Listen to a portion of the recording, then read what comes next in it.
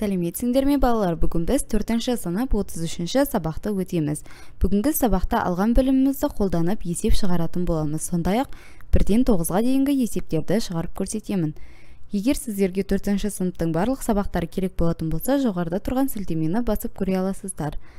Енді бірінші тапсырма жиындар берілген. Осы А және Б жиындарының бірігуін тап, диаграммамен белгіле деп тұр. Яғни А жиынында бізде 3, 5, 0, 11, 12 және 19 сандары, Б жиынында 2, 4, 8, 12, 18, 0 сандары көрсетілген. Енді оларды диаграмманың көмегімен сызайық. Бізде екеуіне де ортақ саны олы бізде 0 және 12 сандар. Яғни қиылысуына осы 0 және 12 санын жазамыз. Екеуіне де ортақ.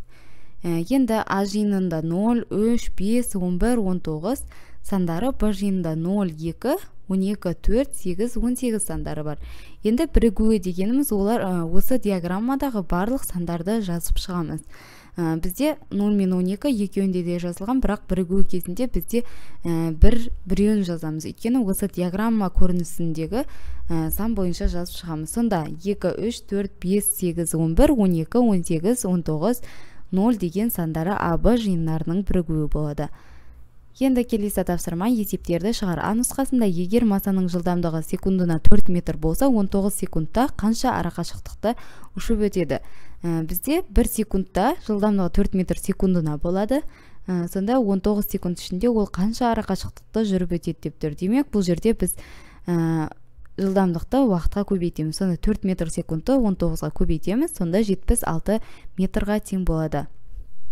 Енді келесі тапсырма. Қарға секундына 10 метр жылдамдықпен 150 метр жерді ұшып өтті. Ол өзі арақашықтықты қанша уақытта ұшып өтті? Оның жылдамдығы, қарғаның жылдамдығы бізде 10 метр секундына, секундына деп тұр, сондықтан 10 метр секундына, ал арақашықтығы бізде 150 метрға тең. Сонда ол қанша уақытта ұшып өтеді, соны табу керек. Арақашықтықты жылдамдыққа бөлеміз, сонда 15 секундта ұшып өтеді. Келесі тапсырма. Теплоход 6 сағатта 180 км жүрді. Теплоход қандай жылдамдықпен жүрді? Теплоход бізде 6 сағат уақытпен көрсетілген және арақашықтығы 180 км-ға тең. Осы жерден жылдамдығын табу керек. Жылдамдығын табу үшін арақашықтықты уақытқа бөлеміз. Сонда 30 км/сағатқа тең болады. Енді келесі тапсырма амалдар бойынша жаз және есепте деп тұр. Яғни біз қайсысы бірінші амал, соны табуымыз керек деп тұр. Яғни бізде бірінші амал көбейту амалы орындалады. Яғни 706.271-ді 2-ге көбейтеміз. Сонда 1.412.542 санына тең болады. Екінші амалда 16.758-ді 3-ге көбейтеміз. Сонда 50.274 санына тең болады. Үшінші амалда осы екі шыққан мәнді қосатын боламыз. Сонда 1.462.816 санына тең болады мәні. Енді келесінде 4 көбейту жақша ішіндегі өрнек көрсетілген және осыны бөлу керек 2-ге. Бірінші біз жақша ішіндегі өрнекті есептеп аламыз. Сонда 14.688-ге тең болады. Екінші көбейту амалы орындалады. Сонда 58.752 санына тең. Үшінші бөлу амалы орындалады. Яғни осы шыққан мәнді 2-ге бөлеміз. Сонда мәні 29.376-ға тең болады. Енді келесі есепте бірінші жақша ішіндегі қосу амалы орындалады, екінші бөлу амалы орындалады. Сонда 34.598 санына тең болады.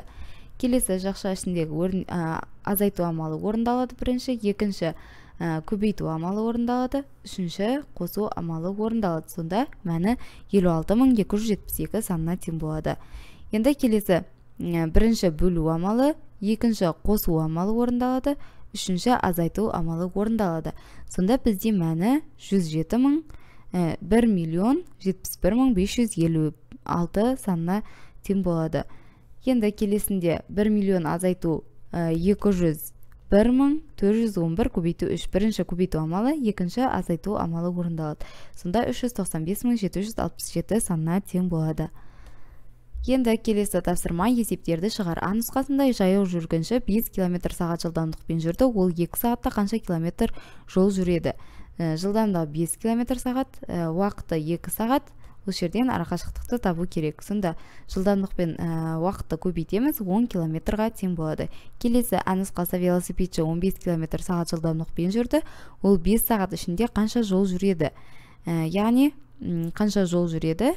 Ол үшін жылдамдық пен уақытты көбейтеміз. 75 км-ға тең болады. Енді келесі Б нұсқасы, егер спортшы 200 метр минутына жылдамдықпен 5 минут жүгіретін болса, ол қанша метрді жүгіріп өтеді? Жылдамдығы 200 метр минутына 5 минутта деп тұр уақытында. Осы жерден арақашықтығымыз 1000-ға тең болады. Келесі жаяу жүргіншінің жылдамдығы 5 км сағат, бұл велосипедшінің жылдамдығынан 3 есе кем. Велосипедшінің жылдамдығын тап.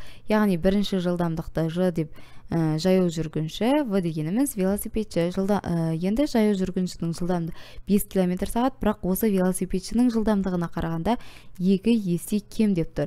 Енді бізде велосипедшінің жылдамдығын табу керек. Ол үшін 3 есе кем деп тұр жаяу жүргіншінің жылдамдығы. Сондықтан осы 5 км-ді 3-ке көбейтеміз. Сонда 3 км сағатқа тең болады. Велосипедшінің жылдамдығы 15 км сағат. Енді келесі тапсырма, спортшылар және футболшылар біздің сыныптың оқушылары және біздің сыныптың ұлдары жиындарының қатынасын Эйлер дөңгелегінің көмегімен бейнеле деп тұр. Яғни біріншісінде спортшылар, яғни ол футболшылар кіреді. Спортшылар дегеніміз ол бізде барлық спортшылар, мысалы футболшылар бар, баскетболисттер, барлығы бар. Сондықтан бұл ішкі жиыны болып табылады. Б жиыны А жиынның ішкі жиыны болып саналады. Сонда мысалы бізде спортшылар барлығы болса, оның ішінде бізде мысалы футболшылар, баскетболшылар, волейбол, теннис, тағы сол сияқтылар болады. Сонда мынаның ішінде орналасады. Спортшылардың ішінде солардың барлығы болады. Сондықтан Б жиыны А жиынының ішкі жиыны болады. Келесі біздің сыныптың оқушылары деп тұр. Біздің сыныптың ұлдары. Енді оқушылары бізді М болатын болса, Н ұлдары.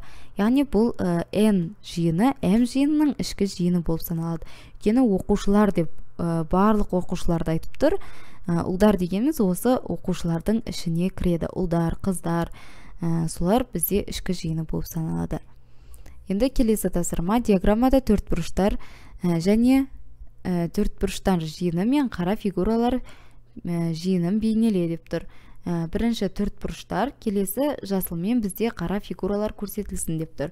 Енді төртбұрыштарды белгілейміз. Олардың ортақ, яғни қиылысқан жеріне төртбұрыш, қара төртбұрышты фигураларды. Яғни бұл жерге біз қара төртбұрышты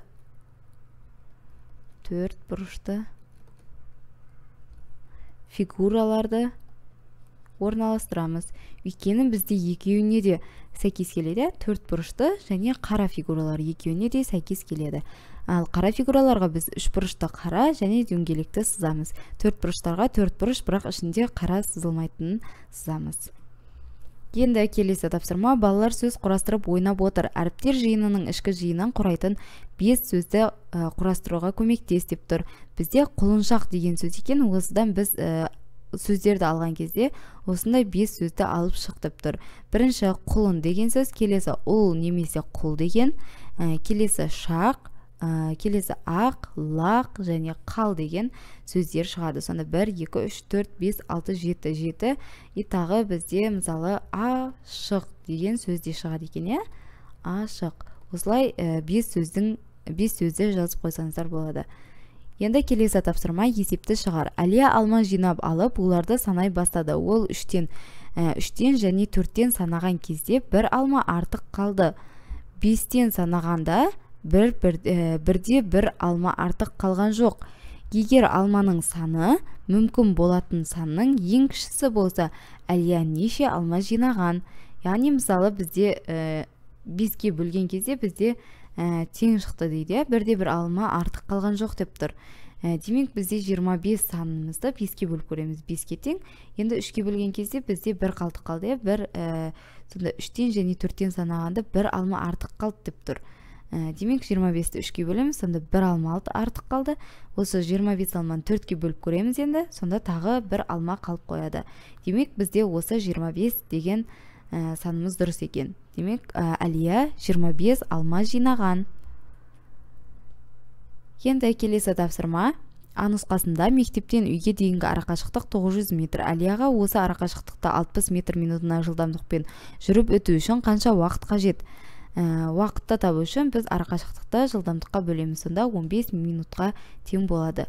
Келесі бала 20 минут арақашықтықты 10 секундта жүгіріп өтті. Ол қандай жылдамдықпен жүгірген деп тұр. Арақашықта 220 метр 10 секундта жылдамдығын табу керек. Жылдамдықты табу үшін арақашықтықты уақытқа бөлеміз, сонда 2 метр секундына жылдамдықпен жүрген. Келесі тапсырма. Қарға 10 секундта 100 метр арақашықтықты ұшып өтеді. Ол қандай жылдамдықпен ұшады деп тұр.